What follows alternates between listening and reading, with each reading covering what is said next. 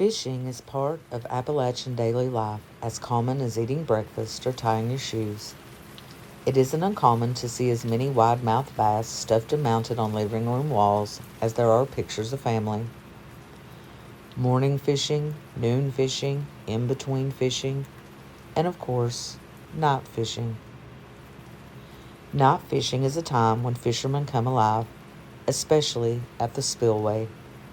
The spillway is located at the mouth of the Fish Trap Dam and holds back the swelled belly of the Big Sandy River.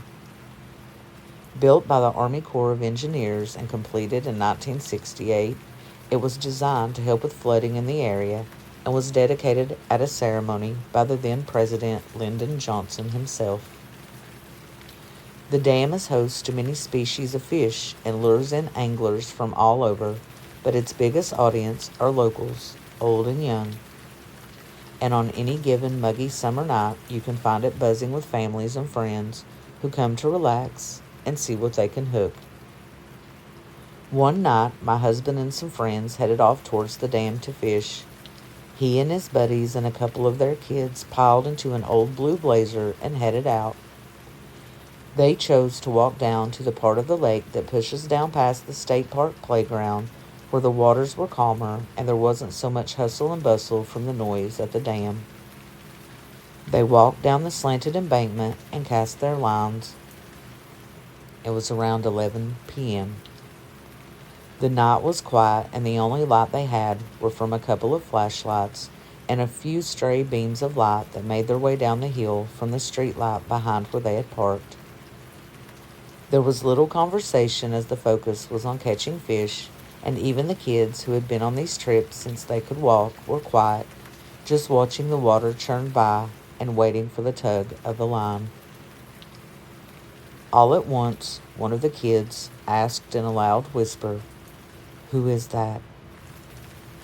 He pointed to the left towards the slant of the hill by the park. At first, nobody paid it any mind. The park drew a lot of teenagers and young adults horsing around, so having company wouldn't be uncommon.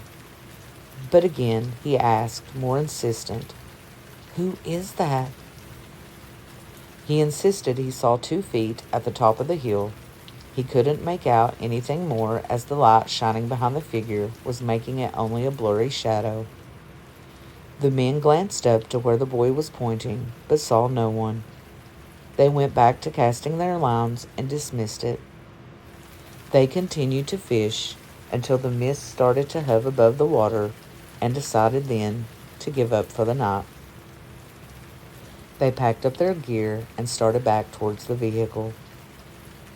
As they came up the embankment, all content with their catches, they saw what looked like someone in the distance at the park standing by the picnic tables. Thinking this was who the boy had seen earlier, they continued to the car, paying the stranger no mind. While they were loading up the poles, the boy kept his eye on the stranger.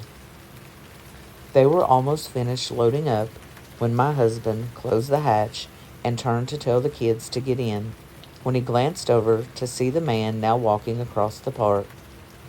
He was wearing what looked like a gown and big black lumbering boots. He was walking slowly from the distance towards the parking area.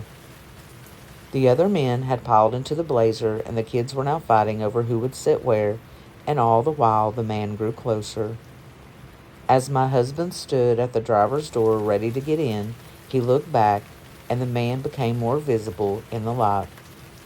He was in fact wearing what looked to be a hospital gown and big black boots, and now you could make out he was carrying something at his side. He was walking faster, and my husband's first thought was to ask him if he had a problem, but it was late, they were tired, and a confrontation in front of the children seemed like overkill. He got into the blazer and started the engine. The boy, who had originally seen the man, was turned around in his seat and looking out of the rear window. As they began to slowly back out of their parking spot, the man, unbeknownst to the rest of the car, had broken out into a full run. He was coming faster, as the carload buzzed with conversation of where to stop for a late night snack on the way home. The boy squealed, "He's coming," and the car fell silent. The man was now almost to the rear of the vehicle that was now on the approach of the main road, and he was now in clear view.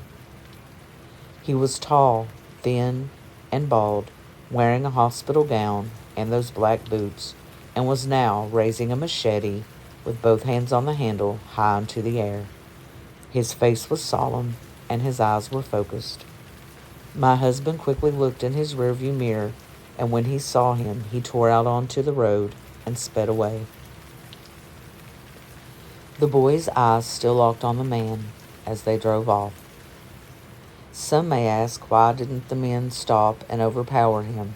But it all happened so quickly, and not knowing if it had been a prank, it wasn't worth it for someone to get hurt. They were all safe, and that's all that mattered.